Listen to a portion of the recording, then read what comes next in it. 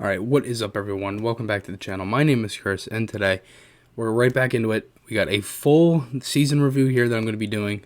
Basically, going to be breaking some things down month by month and things like that. We're right back into it with the videos and things like that. If you noticed, I shaved. I look like a six-year-old kid in kindergarten right now. So again, after the playoff run, I decided that I had to shave, and it sucks, but it is what it is, and we're moving on here. And again, full season recap here. So starting out I'm going to start out in September here, basically to kind of go through into this preseason. So this Flyers team, right? They go 1-7 in the preseason. They win the one game versus the Rangers. I was actually at this game. They lose 2 games to the Islanders, 1 to the Bruins at home, and then they ended up losing to the Bruins in Boston as well. And then, they lose to the Rangers again on September 26th, and it's not looking good for this team.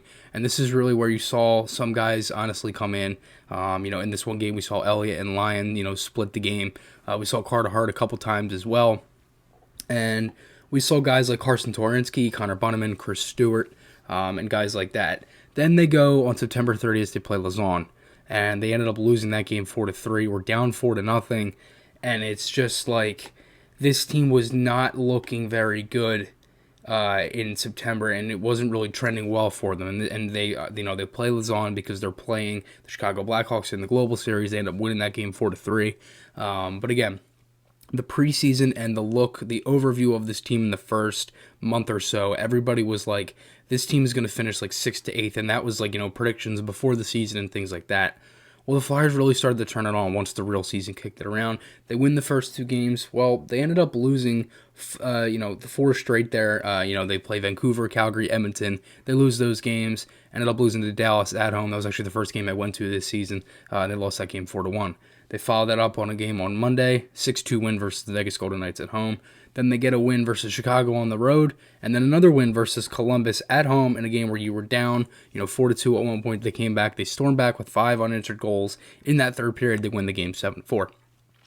They ended up going against the 2 Metro Division rivals, Islanders and Penguins. There was pretty flat games. They lose 5-3 and 7-1, and they move into November here. And November was a really strong month for the Flyers. They get a win on the first in a shootout versus New Jersey. Ended up losing to Toronto at home in a shootout. So those were back-to-back games right there. They beat Carolina at home. They beat the Canadiens at home, and then they ended up having a back-to-back both on the road versus Toronto and Boston, and they win both of these games in a shootout. So they had 3 straight games here that ended up going into either overtime or a shootout. Actually, 4 straight games, and they ended up going 3-1 in all of those games. And then you get a Wednesday game here versus the Capitals. The only loss the Flyers had versus Washington in the season, 2-1 in a shootout.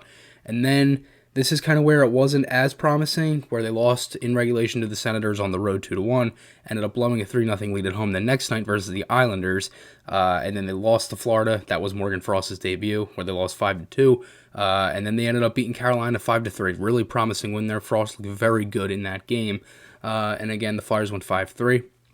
Ended up losing here at home versus Calgary 3-2 in a shootout. They beat Vancouver on the 25th at home. That was a Monday night. And they won that game 2-1. They go into this Thanksgiving kind of break here on the 27th, and they get a 3-2 win against Columbus.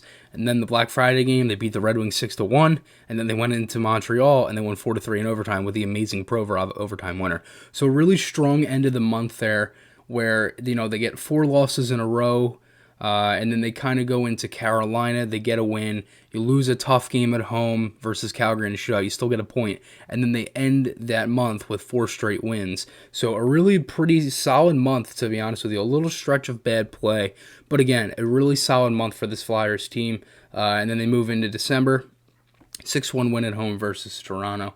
Sadly lose 3-1 to Arizona at home, and then they ended up beating Ottawa on December 7th. That was Oscar Lindblom's last game before the cancer diagnosis. They ended up winning that game 4-3 at home. So this is where it kind of started to fall apart just a little bit. This is right around when the Flyers were notified that Oscar Lindblom was diagnosed with cancer, and they end up playing one of the best teams in the league, in the Colorado Avalanche. Then they were to play Minnesota, and then Winnipeg lost all three of these games, 3-1, 4-1, and 7-3.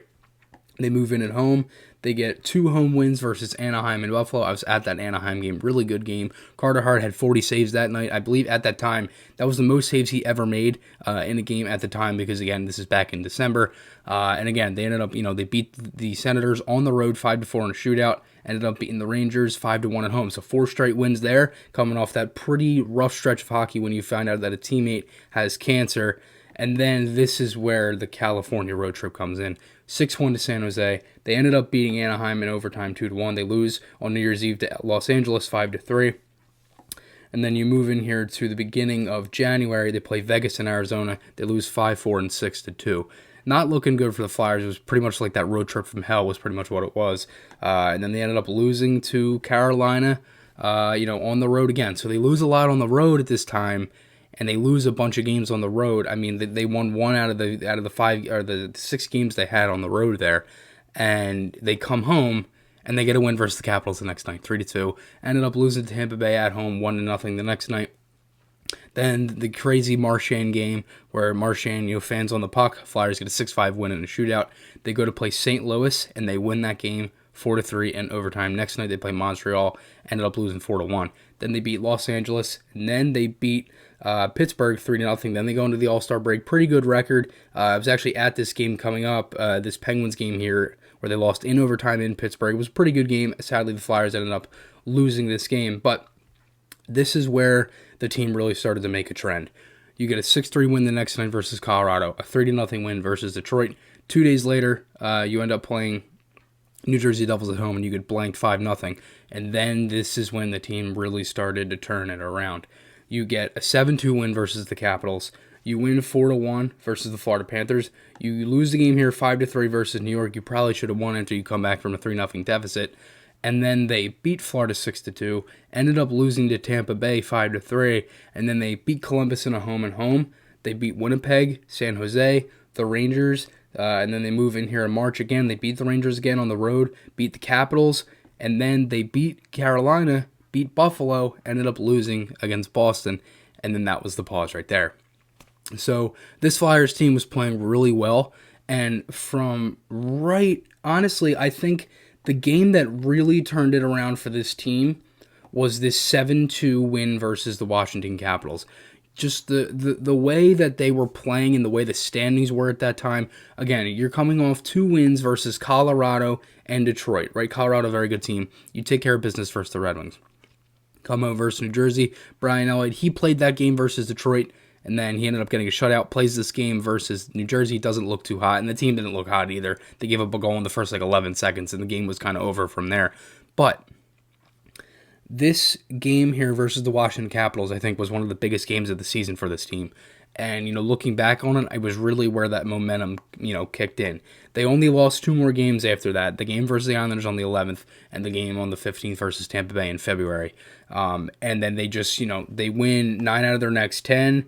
And, they looked really good. And then sadly, they move into the break.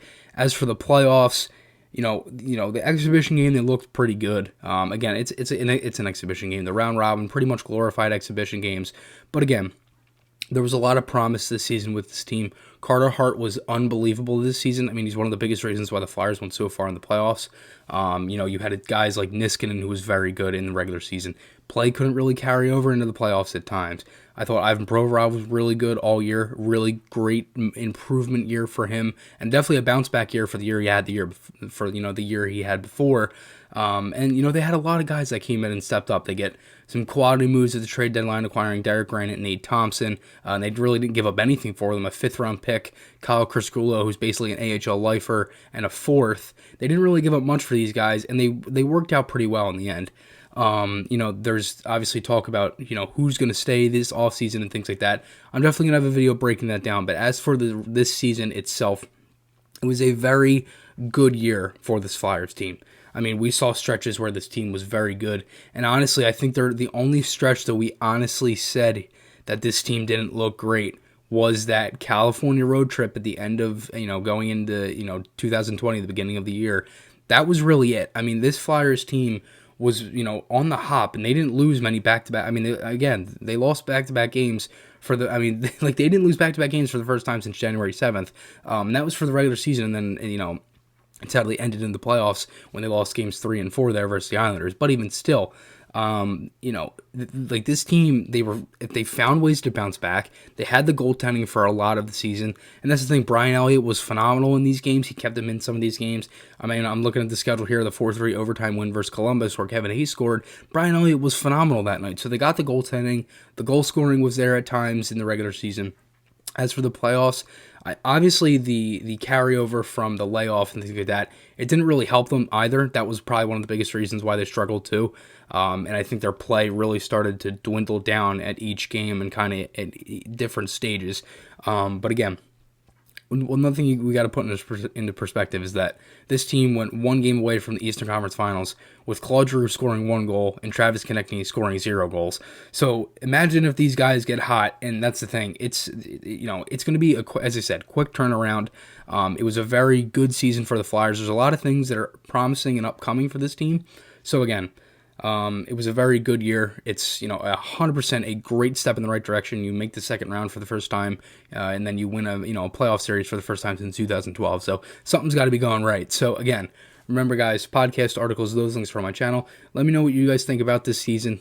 Just drop your thoughts below in the comments. And again guys, remember podcast articles, those links are on my channel. Hope you guys enjoyed this one. I'll see you guys in the next one, and goodbye.